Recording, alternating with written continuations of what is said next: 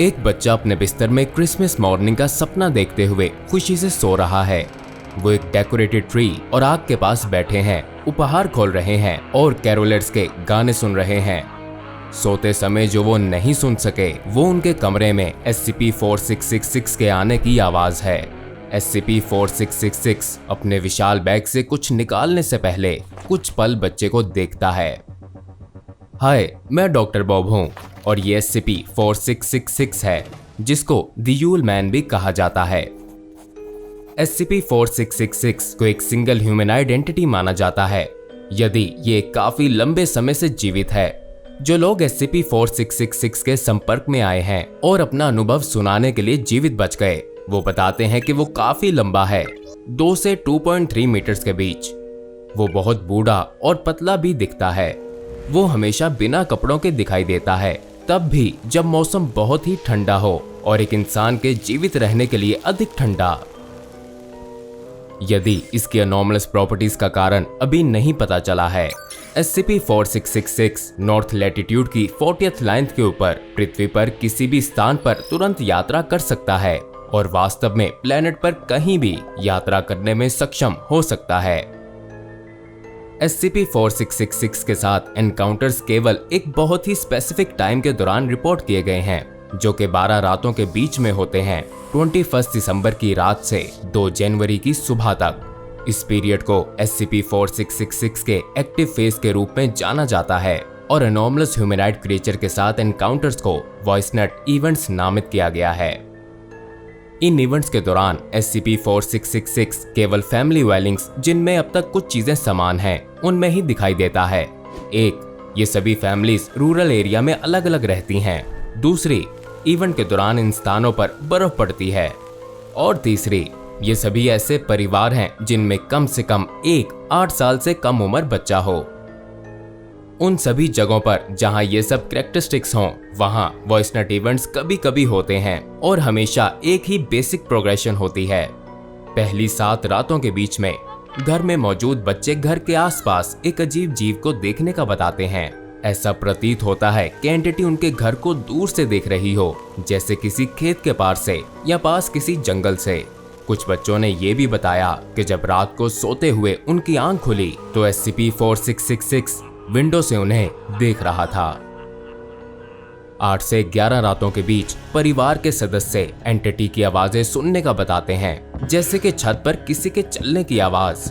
पूरे घर में एक अजीब स्मेल भी आने लगती है, लेकिन ये स्मेल कहां से आ रही है ये पता नहीं चलता है।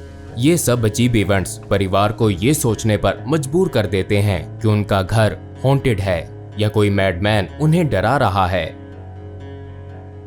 फाइनली 12वीं रात को 2 सिनेरियोस में से कुछ एक हो सकता है। पहले में, जो लगभग 15% बार होता है, परिवार अक्सर बताते हैं कि उन्होंने अपने घर के अंदर रात में किसी के चलने की आवाजें सुनी हैं, लेकिन कभी भी फोर्स एंट्री जैसे कि खिड़कियों का या दरवाजों के टूटने का संकेत नहीं मिलता है। सुबह बच्चों को उनके बिस्तर के निचले हिस्से पर कच्चे पके बने खिलौने मिलेंगे। लकी लोगों के लिए ये वॉइसनेट इवेंट्स का अंत होता है। दूसरे सिनेरियो का अनुभव करने वाले लगभग 85% लोग काफी कम लकी साबित हुए हैं। ज्यादातर इवेंट्स में 12वीं रात एक भयानक रात होती है। SCP-4666 अंतिम रात को घर में एंटर होता है, लेकिन बच्चों के लिए गिफ्ट छोड़ने की बजाय ये परिवार के सदस्यों को बेहोश करके उन सभी को एक कमरे में ले जाता है, जहां वो बाकी परिवार के सामने एक एक करके उन्हें मारने लगता है।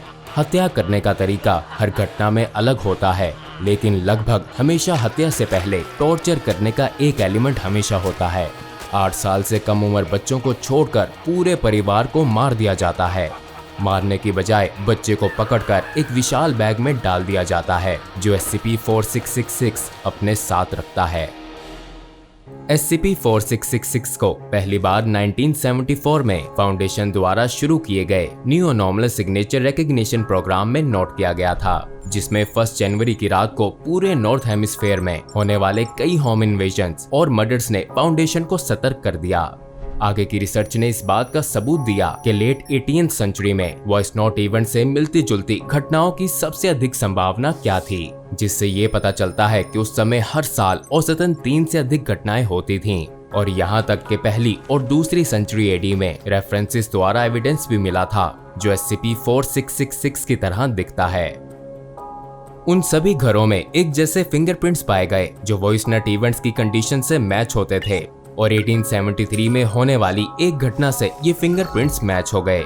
इन फिंगरप्रिंट्स में ऐसी कैरेक्टरिस्टिक्स हैं जो किसी भी इंसान के फिंगरप्रिंट से मैच नहीं होती हैं और इंसान जैसे दिखने वाले सफेद बाल भी मिले जिसमें ह्यूमन डीएनए या इस मामले से जुड़ा कोई भी डीएनए नहीं मिलता है। रेयर वॉइस नोट इवेंट्स में जहां SCP-4666 परिवार की हत्या नहीं करता है और केवल उपहार पीछे छोड़ जाता है, जिसमें उपहार नॉर्मल होने की बजाय बाकी सब कुछ होते हैं। SCP-4666 एस के रूप में जाने जाने वाले उपहार उन बच्चों के शरीर से बने प्रतीत होते हैं जिन्हें SCP-4666 ने दूसरे घरों से पकड़ा था। 2018 में अलास्का के एक परिवार के केस में जहां उनके घर से एक बच्ची के शरीर से बनी उसी साइज की एक डॉल मिली थी। डॉल ने एक साथ सिले हुए अधिक छोटे छोटे कपड़ों से बनी एक गंदी ड्रेस पहनी हुई थी जो कुछ जगह पर तो सीधी स्किन के साथ सी गई थी। उसके मुंह को सीकर बंद किया गया था और ह्यूमन ब्लड के साथ उसको पेंट किया गया था। किसी और बच्ची के नाखून उसकी उंगलियों पर चिपकाए गए थे और उसकी 3 उंगलियां पूरी तरह से गायब थीं। उसके सर को भी किसी दूसरी बच्ची के सर से बदल दिया गया था। सबसे बुरी चीज ये थी कि दोनों आंखों को हटाकर उनकी जगह 2 स्टोन्स लगाई गई थीं और उन्हें ऐसा पेंट किया गया कि वो आंखों की तरह दिखें। लेकिन सबसे डरावनी बात, जिस बच्ची को डॉल बनाया गया था वो किसी तरह अभी भी जिंदा थी। अधिकारी लड़की को हॉस्पिटल ले गए जहां वह इंटरव्यू देने में सक्षम हो गई। उसने ये बताया कि जिस जीव ने उसका अपहरण किया था उसने उसके माता पिता की हत्या करने के बाद उसे एक विशाल बैग में डाला जहां और बच्चे भी थे। SCP-4666 बच्चों को पृथ्वी के नीचे बर्फ और हड्डियों से भरी एक केव में ले गया। वहां उन्हें टॉयज बनाने के लिए मजबूर किया गया और उस बिंदु पर कि जब तक के थक नहीं जाते थे वो खुद खिलौने बन गए। लड़की, जिसकी अब कैटरीना मोरोजोवा नाम से पहचान हो चुकी है, उसे 2 साल पहले एक नॉन वॉइसनेट इवेंट में अपहरण किया गया था। खोजे जाने के बाद वो केवल 18 घंटे तक जीवित रही। ऑटोप्सी में कई भयानक चोटों का पता चला और मौत का कारण सवेयर और सस्टेन्ड मेलनरिशमेंट था। SCP-4666 को कैटर क्लासिफाई किया गया है और अभी तक इसे पकड़ा नहीं जा सका है। फाउंडेशन SCP-4666 के किसी भी एक्शन के सबूत इकट्ठा करने के लिए वेब ट्रैफिक और लॉ एनफोर्समेंट चैनल्स की निगरानी करता है और विशेष रूप से किसी भी संभावित वॉइस नोट इवेंट्स जैसे कि 12 रातों के एक्टिव फेज या घरों में मौजूद छोटे बच्चों के साथ होने वाली अजीब घटनाओं के दौरान सभी केसेस की रिपोर्ट रखती है। यदि किसी वॉइसनेट इवेंट्स होने का संदेह होता है तो सबसे करीबी कंटेनमेंट टास्क फोर्स को standard PDP-8 humanoid first contact protocols का उपयोग करके SCP-4666 को पकड़ने का प्रयास किया जाएगा। अब तक इस तरह की कोई भी कंटेनमेंट अटेम्प्ट सफल नहीं हुई है।